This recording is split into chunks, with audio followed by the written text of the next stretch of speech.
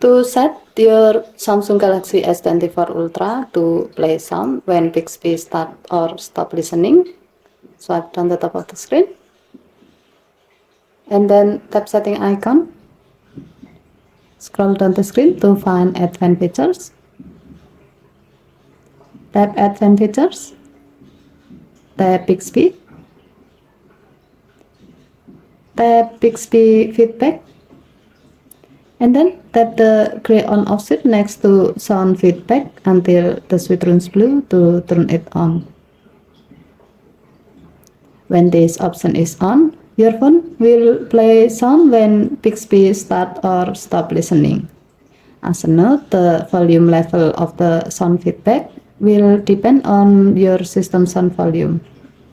Okay, thank you for watching. Please help to like and subscribe. Have a nice day.